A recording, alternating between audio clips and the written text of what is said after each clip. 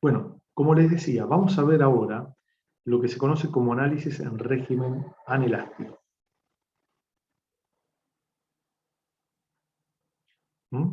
Y lo vamos a aplicar seguro a solicitación axil. Vamos a ver si nos da el tiempo para aplicarlo a solicitación por torsión, pero me interesa más que lo apliquemos a solicitación por flexión. ¿Qué es que algo esté trabajando en régimen elástico? Anelástico, perdón. A ver, primero, cuando nosotros trabajábamos en régimen elástico, nosotros en nuestro diagrama sigma epsilon teníamos una ley de variación de las tensiones que era de este tipo, ¿sí? En donde esto lo elegíamos de manera simplificada, o lo determinamos de manera simplificada, y acá teníamos la tensión de fluencia en tracción, acá la tensión de fluencia en compresión, o negativa. Y acá teníamos la deformación específica positiva y la deformación específica negativa o al límite de fluencia negativa. ¿Entendido? Entonces, esto era un poco donde nosotros nos ubicábamos. Y en el régimen elástico siempre nos ubicábamos de tal manera que el material, luego de la carga y descarga, recuperaba totalmente su forma original. Es decir, un material con comportamiento elástico era aquel, o dentro del periodo elástico, era aquel que después de un proceso de carga y descarga recuperaba totalmente su forma original. No quedaba con deformaciones permanentes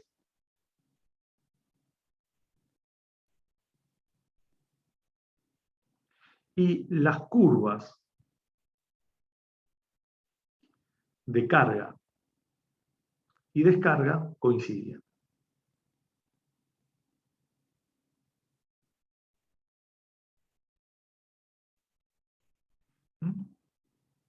Es decir, si bien nosotros, esto para hacerlo más genérico, ¿qué era un material? Era un material en donde el diagrama tensión-deformación, yo tenía un lugar en donde esta era la curva de carga, ¿sí? El material llegaba hasta un determinado valor, epsilon asterisco y sigma asterisco, y después cuando descargaba, la curva de carga y descarga era la misma. Y se llegaba al mismo punto, lo cual eso implicaba que no quedaban deformaciones permanentes. Es decir, que el material recuperaba totalmente su forma original. Distinto es si yo tuviera un material con comportamiento que se conoce plástico,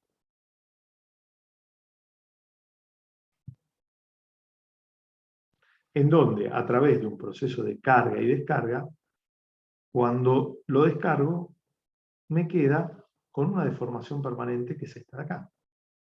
Esta es una epsilon permanente. ¿Entendido? Yo llego acá a un valor de epsilon asterisco y acá llego a un valor de sigma asterisco. Entonces, en este proceso de carga y descarga, el material no recuperaba totalmente su forma original y por lo tanto las curvas de carga y de descarga no coincidían. Esto es, cuando el material tiene este comportamiento, acá se lo llama de comportamiento elástico. Y cuando el material tiene un comportamiento como este, se lo denomina de comportamiento plástico. Y puede ser parcialmente plástico como este, o totalmente plástico como el que les voy a dibujar ahora.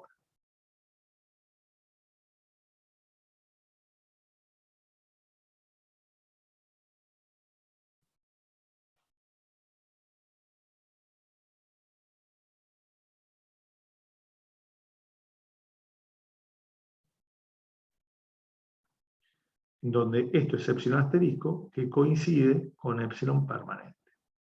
Y esto es sigma asterisco.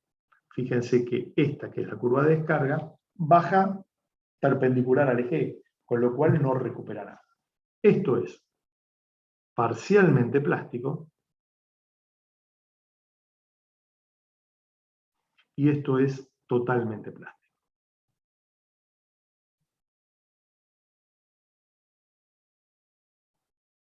Un material tiene comportamiento plástico, entonces, a diferencia de lo que ocurre con un material con comportamiento elástico, que no recupera, primer punto, no recupera su forma original, y segundo aspecto, las curvas de carga y de descarga no coinciden. Bueno, ahora, esto es con cualquier relación entre tensiones y deformaciones. Ahora, yo, la primera que dibujé, que era esta de acá, era cuando además la relación entre tensiones y deformaciones era lineal. ¿Entendido? En realidad, la curva no es esa, sino que la curva real, como nosotros ya vimos, es algo como esto.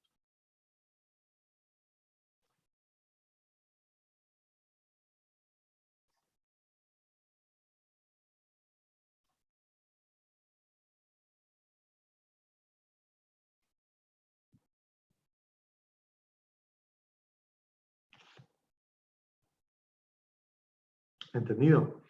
Ahora, la verdad es que deformaciones más allá de acá, a nosotros, los civiles,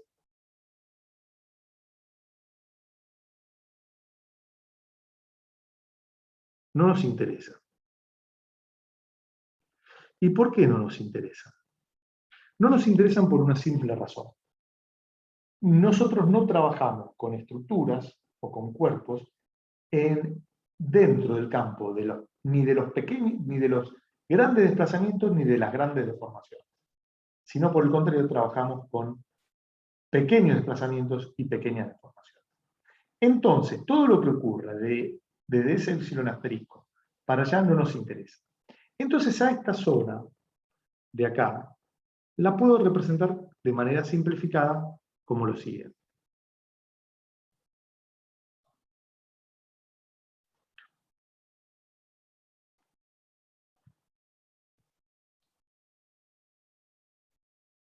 Lo puedo representar así, en donde este valor para nosotros es la tensión de fluencia del material, y este de acá es la deformación al límite de fluencia, en este caso positivo, que sería aproximadamente algo así. ¿Entendido? ¿Eh? Bueno, entonces este es el diagrama. Ahora, después nosotros suponemos que el diagrama se deforma indefinidamente. No infinitamente, sino indefinidamente. Es prácticamente el mismo concepto, pero entendiendo que no puede desarrollar cualquier deformación y que esto no tiene un límite, porque sí, de hecho, va a tener un límite y lo vamos a ver. Ahora, mientras nosotros estábamos dentro del periodo elástico, nosotros habíamos fijado una deformación, una tensión admisible, que era menor a la tensión de fluencia del material. Y que, ¿cuánto era menor? Bueno, estaba dado por lo que se conoce como coeficiente de seguridad. Es decir, la tensión admisible era igual a una tensión de fluencia dividido un determinado coeficiente de seguridad. Y nosotros decíamos, bueno, yo no voy a superar esa tensión admisible, porque digo, bueno, si esa tensión admisible es superada, no va a cumplir mi elemento estructural o mi estructura con los requisitos o criterios de diseño que alguien o alguna sociedad científica estableció. ¿Entendido? Ahora, lo cierto es lo siguiente, ¿no? Lo cierto es lo siguiente. Lo cierto es lo siguiente. Imaginemos que nosotros tenemos acá una barrita que está empotrada en un extremo libre en la otra, donde este es el eje X, donde yo conozco de esta barra, conozco la longitud L, el área, el módulo de elasticidad longitudinal, el transversal, mu, todo lo que se nos ocurra. Conozco todas las características geométricas. Y de repente le aplico una carguita P en el extremo libre. Y esta carguita P hace que toda la estructura esté trabajando, toda la barra esté trabajando a una tensión sigma constante, no solo para cada sección, sino que además para todas las infinitas secciones que conforman la misma, y que es igual a P dividido A. Ahora, supongamos que P crezca. ¿Qué pasa con sigma? Bueno, como sigma es igual a P sobre A, y esto es constante, pero esto crece, sigma crece. En un primer momento, yo me ubicaba acá. En un primer momento, yo me ubicaba acá.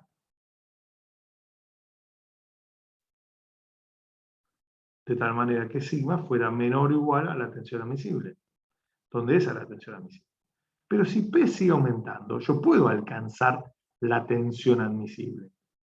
Entonces, si P crece, lo primer límite que alcanzo es la tensión admisible, que es igual a P dividido el área. A esa carga la llamo carguita admisible, o carga admisible, o esfuerzo admisible. El esfuerzo admisible, en consecuencia, es igual a la tensión admisible por el área. ¿Sí? Ahora, ¿yo puedo quedarme hasta ahí? No, la verdad que podría seguir cargando. Entonces puedo seguir aumentando P. P puedo seguir aumentando de tal manera que P dividido el área me dé un valor de tensión que sea mayor a la tensión admisible. La pregunta es ¿hasta cuándo lo puedo cargar? Bueno, imaginemos que P sigue aumentando. Va a llegar un momento en donde la tensión de servicio o de trabajo sea igual a P dividido área igual a la tensión de fluencia. Es decir, imaginemos que llego y alcanzo este punto. La pregunta es, ¿puedo seguir incrementando P o no? La verdad que no. ¿Por qué? Porque el cuerpo ya no es capaz de tomar más carga. La tensión no va a aumentar. Lo único que va a aumentar cuando se llega a ese punto son las deformaciones. A partir de ese punto, la barra va a sufrir deformaciones sin incrementos de carga. Entonces, si no puede tomar más carga, el modelo estructural que alcanza, antes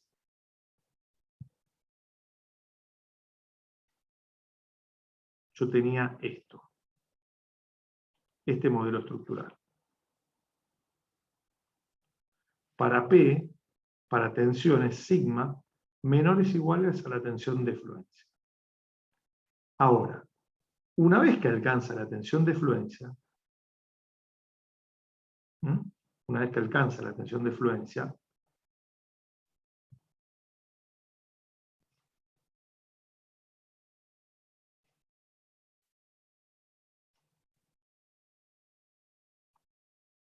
la barra ya no se comporta más así, se comporta como esta manera.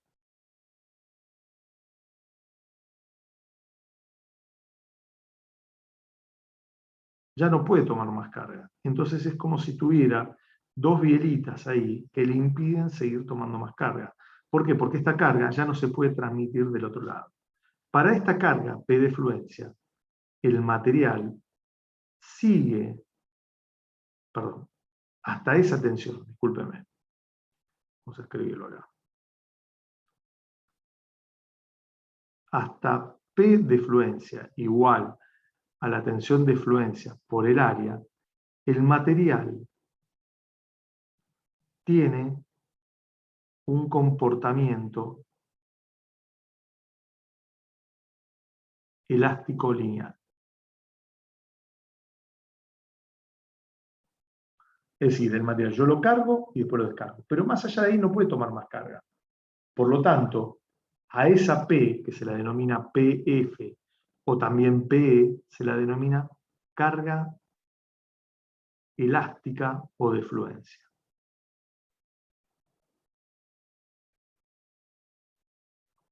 ¿Entendido? ¿Me expliqué, chicos? ¿Se entendió? Sí, profe. Bien, es decir, yo puedo alcanzar la sigma de fluencia, pero no puedo seguir incrementando más. Es decir, que un delta de P, cuando yo alcancé el PF o el PE, no lo puedo, tomar y no puede ser transmitido porque ya la barra no puede tomar una carga mayor que esa. ¿Entendido? Bueno. Ahora bien, fíjense que, imaginemos ahora que yo no tengo esta carga P nada más, yo tengo una carguita como esta.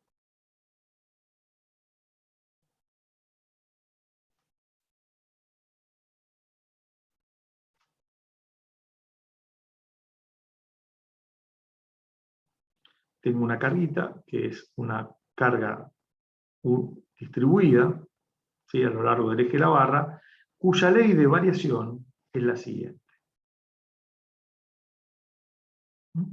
Por ejemplo.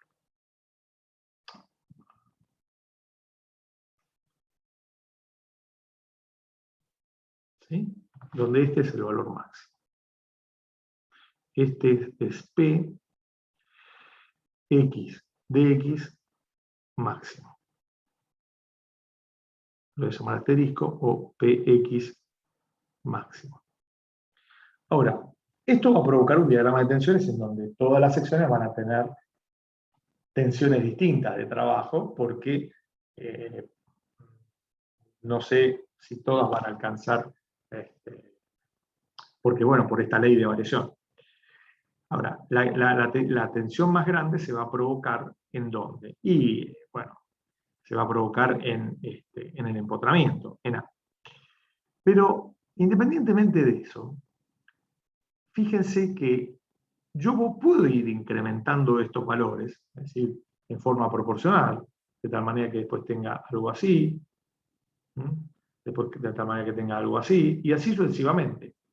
Hasta que en un determinado momento, una de las secciones que, recuerden que todos los puntos de una sección en solicitación axil tienen la misma tensión, hasta que una de las secciones alcance la tensión admisible, en primer lugar. Cuando ocurre eso, a la carga, a esta distribución de carga, se va a decir que es la carga admisible, porque es la carga que me conduce a que mi estructura alcance en una determinada sección o en un determinado punto el valor de la tensión admisible. Pero yo después puedo seguir cargando. ¿Y hasta dónde lo puedo seguir cargando? Hasta que en un determinado momento una de las secciones alcance totalmente la tensión de fluencia. Cuando eso ocurre, que la sección alcanza la tensión de fluencia, esa sección ya no puede tomar más carga. Por lo tanto, ahí se me produce un esquema de este tipo. En la sección en donde se alcance la máxima, la tensión de fluencia.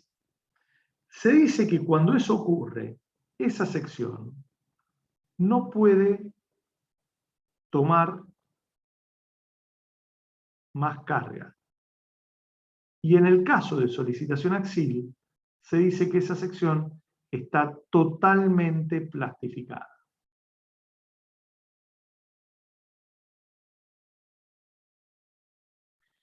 ¿Sí? Y está con una tensión sigma igual a la tensión de fluencia. Ahora, si esa sección ya no puede tomar más carga, quiere decir que yo no puedo poner acá una carguita adicional para que esto lo siga tomando. ¿Por qué? Porque porque no me lo va a permitir. Es decir, hay una sección en el medio que no va a permitir que esa carga pase desde la barra al empotramiento y lo pueda transmitir. ¿Entendido? Es lo mismo que si yo tuviera una cadena con los distintos eslabones. ¿Sí? Fíjense que todos los eslabones en una cadena, los eslabones están puestos en serie.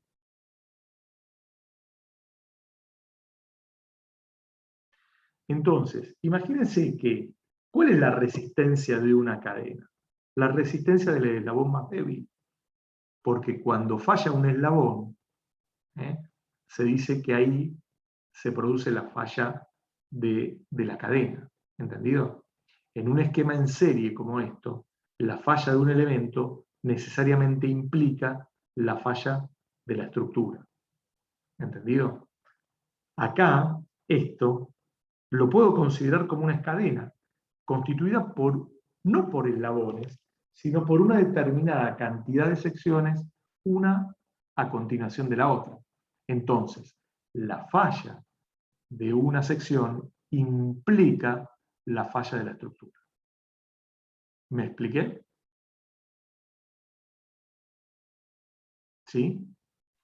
Sí, Luis. Bien. Entonces, acá ya quedan determinadas dos fuerzas: la carga admisible y la carga elástica o la defluencia. A la carga que me conduce a la carga elástica o defluencia, pero además hace que la estructura no pueda tomar más carga, se la denomina carga de colapso o carga última.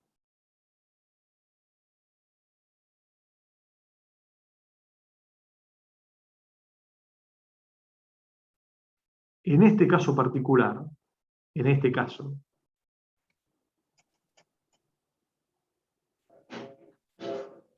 P elástico coincide con la P de colapso o P última. ¿Entendido? En este caso. No necesariamente esto tiene que pasar. Ahora, si yo tuviera un esquema de estructural que no fuera en serie, sino que fuera en paralelo, como este, por ejemplo. No, porque no tengo plata para comprar. Chicos, por favor, mutense.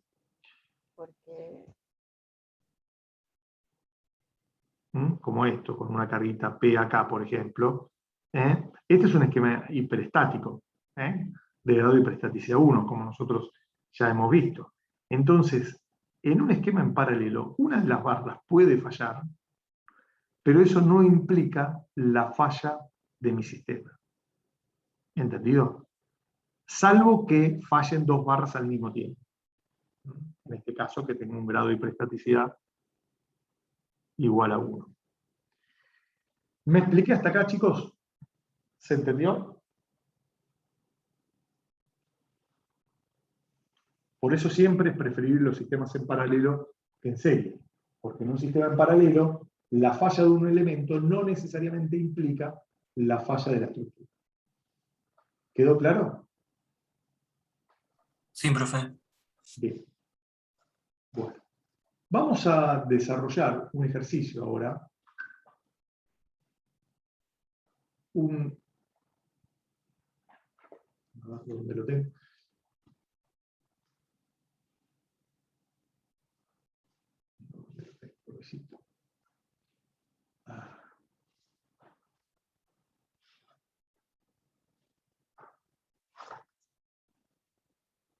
A ver si un segundo.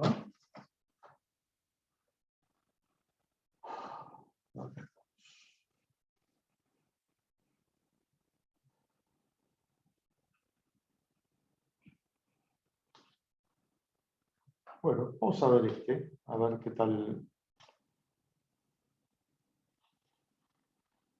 Vamos a empezar a desarrollar y vamos a ver qué es lo que pasa. ¿Está bien? ¿O quieren que hagamos un descansito y después hagamos un descanso? Mejor hasta las 9, son casi 42, nos tomamos hasta las 9 y después hacemos, ¿cómo se llama?